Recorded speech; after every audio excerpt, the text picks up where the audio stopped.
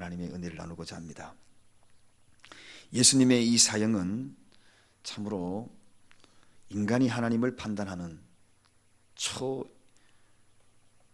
이해할 수 없는 그러한 역사상의 가장 어리석은 그런 사건이었습니다. 하나님의 심판에 의해서 인간이 판단되어지는 것이 아니라 인간이 하나님을 판단하고 심판하는 불법을 행한 것입니다. 참으로 이 사건이야말로 인류의 가장 큰 오명을 남긴 그러한 사건이기도 합니다. 그런데 이걸 뒤집어 보면, 하나님의 입장에서 바라보면 이 사건은 이미 예언되어진 그런 사건인 것을 우리가 너무나 잘 알고 있습니다. 사도행전 2장 23절에도 예수의 십자가의 죽음에 대한 것은 예정되어 있는 말씀으로 나왔고, 시편 22편, 다니엘 9장, 스가랴 13장 등등이 예수님의 십자가 상의 죽음으로 예언되어 있는 것을 보게 됩니다. 인간이 하나님을 심판했지만 결과적으로 이 일을 하늘의 입장에서, 하나님의 입장에서 바라본다면 과연 이 사건을 어떻게 평가할 수 있는가 하는 것입니다. 그것은 우리가 육안으로 볼 때에는, 생각할 때는 인간이 하나님을 심판한 것처럼 보이지만 하나님 입장에서는 하나님이 인간을 심판한 것이다 하는 것입니다. 이렇게 생각하면 이해가 잘 되지 않을 것 같습니다. 하나님의 형벌이 인간에게 임할 것을, 인간이 예수를 심판하는 그 모습을 그대로 보여주었다는 것입니다. 역설적인 표현입니다. 인간이 하나님을 벌한 것이 아니라 하나님이 인간을 벌한 그러한 모습을, 대속하신 모습을 그대로 보여주고 있는 장면이라는 것입니다. 한마디로 이야기하면 이 모든 사건이 인간이 그렇게 당해야 될 것들을 하나님이 대신하여서, 예수 그리스도께서 대신하여서 그 모든 십자가 형벌을 지시는 바로 대속의 은혜를 역설적으로 보여주고 있는 것입니다. 자, 그렇다면 왜 하필이면 예수님이 이렇게 골고다에서 죽어가셨는가 하는 말씀입니다. 그 많고 많은 장소 가운데 왜 이 해골이라는 이 골고다까지, 성문 바깥까지 이렇게 가서 죽어야만 했던가? 성문 밖 골고다 언덕, 예수님을 끌고 가는 그곳을 바로 해골의 곳에라고 이야기하면서 그곳에 이르러서 그 장소를 죽음의 장소로, 대속의 장소로 정하는 것을 보게 됩니다. 이 장소는 바로 예루살렘 성 밖에 있는 장소입니다. 성 안이 아니고 밖의 장소라는 이야기죠. 구약시대에 제사에 입각한 원리에 따르게 되면 우리가 잘 알고 있는 대로 제물은, 그리고 피는 구분합니다. 피는 지성소에 들어가서 거기서 뿌리게 되고, 그리고 제물들은 저 성문 밖에 가서 불태우는 것을 보게 됩니다. 또 너무나 잘 알고 있는 아사셀 그 염소에 대한 사건들을 우리는 너무나 잘 알고 있죠. 모든 죄를 이 아사셀 염소에게 다 전가시켜서 저 성문 밖으로 쫓아 보내버립니다. 그러면은 죄를 짊어진 이 염소 새끼는 저 광야로 쫓겨나서 유기되고 유리하다가 방황하다가 광야에서 죽어가는 그러한 모습을 구약에서 우리가 보게 됩니다. 바로 예수님이 성 밖이라는 것은 죄와 완전히 구분시킨다는 것입니다. 그래서 골고다로, 예루살렘 성 밖으로 그렇게 쫓아 보내는 그 아사셀 염소처럼 예수님은 죄에 대해서 도말하기 위하여서 성문 저 바깥 골고다 해골의 언덕 그곳에서 죽음을 맞이하는 것을 보게 됩니다. 그렇습니다. 사랑하는 여러분, 우리가 대강절을 맞이하는 그러한 기간이지만 이 기간에 특별히 이 사실을 제대로 인지 못하고 대강절을 맞이할 수 없습니다. 촛불이 앞에 있지만 그 가운데 바로 이 두 번째 주간이 뭡니까? 회개의 촛불이거든요. 이 회개의 촛불이 뭡니까? 주님을 맞이하기 위해서 이러한 사건, 이 사실, 대속의 은혜를 분명히 알아야 합니다. 그래서 오늘 이 아사셀 염소가 스스로 되어서 저 성 밖으로 쫓겨나는 것은 죄와 완전히 분리되는 그러한 순간을 예수님이 보여주신 것입니다. 또 하나는 왜 하필이면 십자가에 매달려 돌아가셨는가 하는 것입니다. 여러분, 십자가의 이 형벌은 당시에 가장 중한 형벌입니다. 우리가 알고 있는 십자가는 그저 모양 하나 그대로만 있는 것으로 생각하지만 당시의 십자가는 네 가지 형태의 사형제도가 있었습니다. 하나는 말뚝 형태의 사형제도의 십자가요, 또 하나는 X자 형태입니다. 또 하나는 당금 형태입니다. 당금은 짧은 칼이죠. 손잡이가 약간 있고 이렇게 생긴 그러한 칼 모양의 당금 형태가 있고, 하나는 T자형 십자가가 있습니다. 그 가운데 가장 큰 형벌이 뭐냐? 바로 우리 앞에 여러분들이 바라보고 있는 저 십자가가 바로 당금형입니다.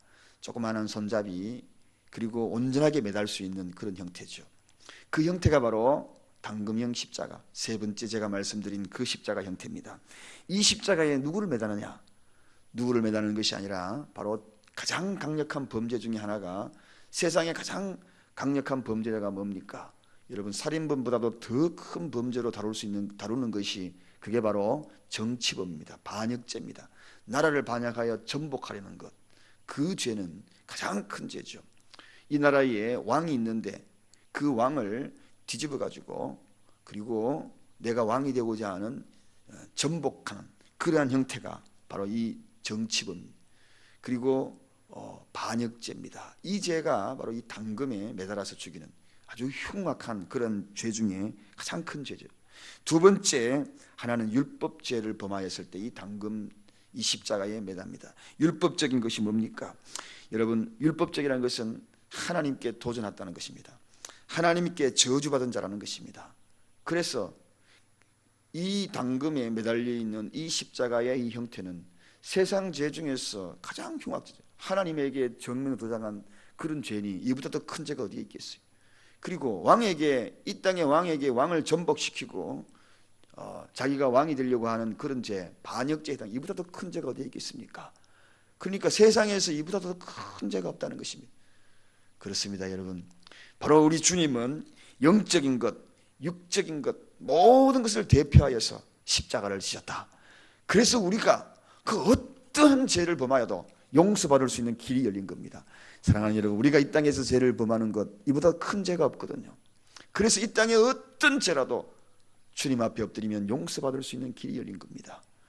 당금형, 다른 어떤 죄보다도 이보다 더 큰 죄가 없는 십자가, 저 십자가가 그런 의미를 상징하고 있습니다. 이 땅에 우리 주님이 그런 죄를 제목으로 돌아가셨으니, 우리가 이 땅에 살인하는 그런 범죄를 저지른 그런 자도 마지막에 두 손 들고 돌아오면 주님이 용서해 줄 수밖에 없는 것이고, 세상에 그 어떤 죄를 범하여도 하나님 앞에 다 돌아오면 용서받을 수 있는 것, 이런 분 7번을 용서받을 수 있는 이유가 바로 여기 있는 겁니다. 이보다 더 큰 죄가 없기 때문에. 그래서 주님이 바로 이 십자가 그 상에서 돌아가시게 되었다는 것입니다. 할렐루야. 그러므로 주님 앞에 나오십시오. 무슨 죄의 짐을 지고 그렇게 무거워하십니까?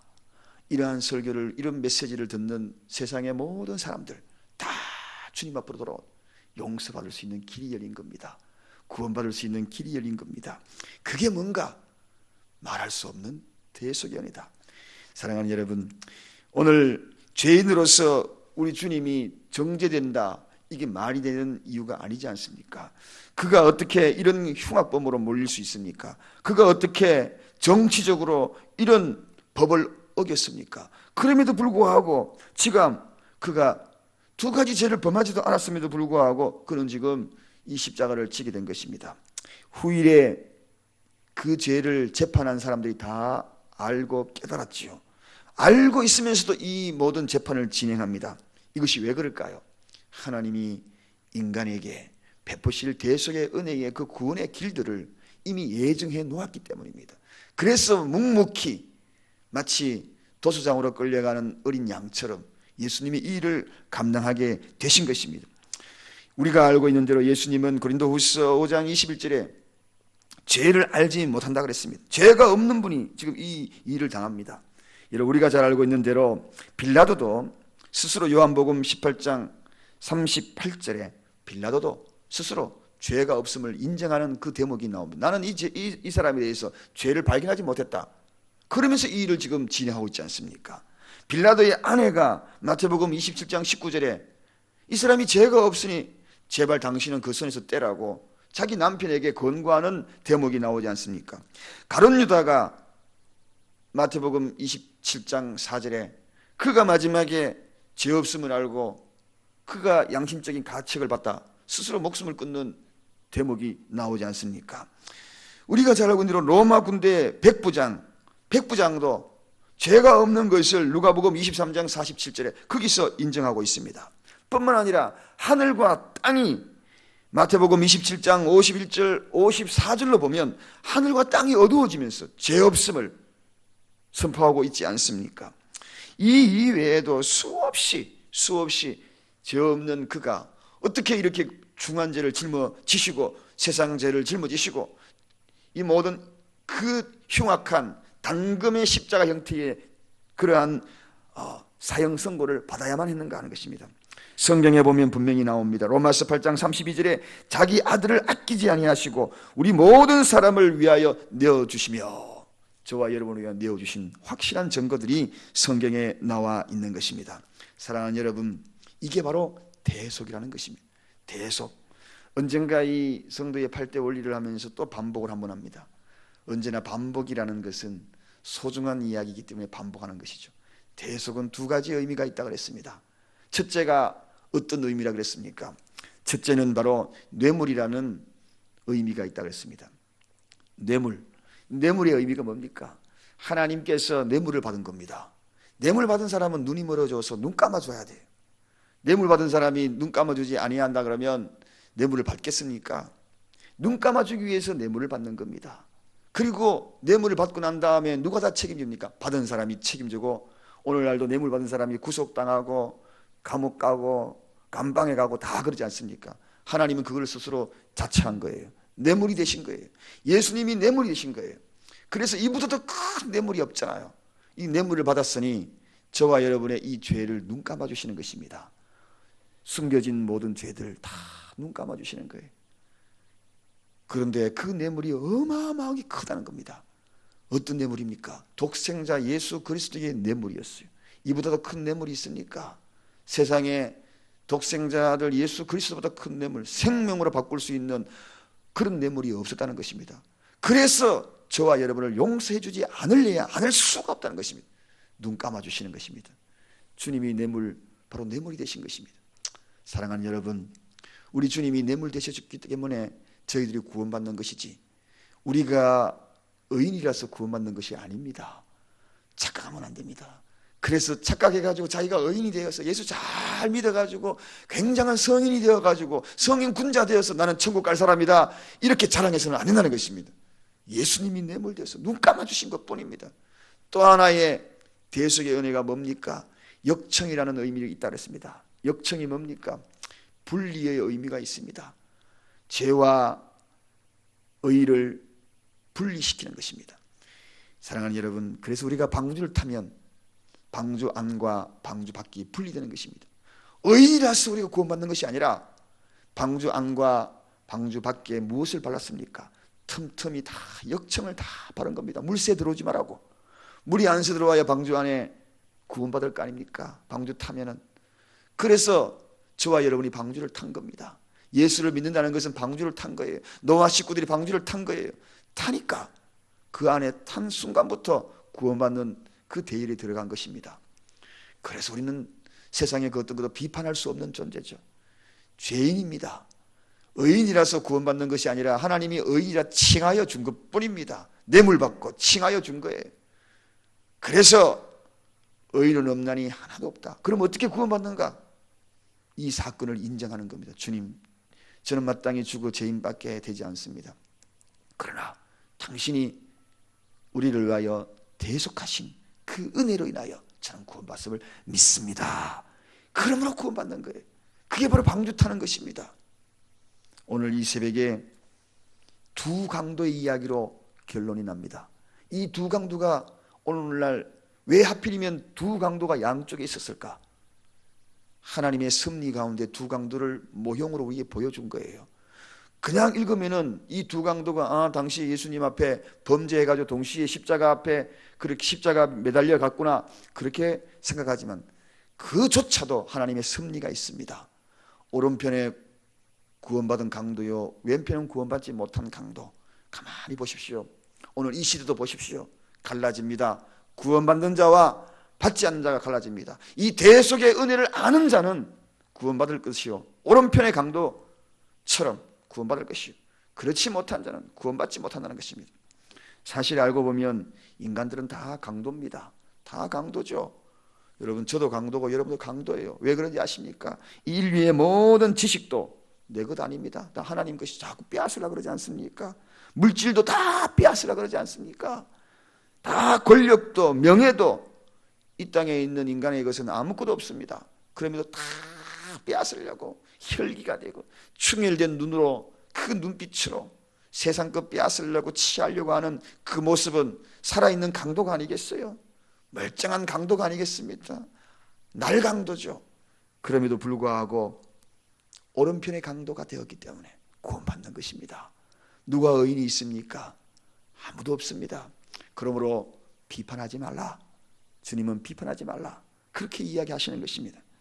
결론입니다. 구원받은 자와 버림받은 자, 오늘도 끝없이 갈라지고 있습니다. 좁은 문으로 가는 자들, 넓은 문으로 가는 자들 끝없이 갈라지고 있습니다.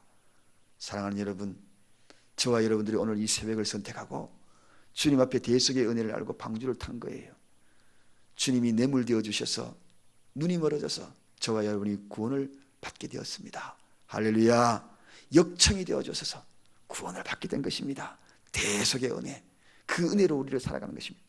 크리스천은, 기독교인은, 성도는 다른 것으로 사는 것이 아닙니다. 은혜로 사는 것입니다. 그래서 기독교 강령 5대 강령 세 번째, 은혜로 사는 것입니다. 오직 은혜. 기도하시겠습니다. 하나님 아버지, 감사합니다.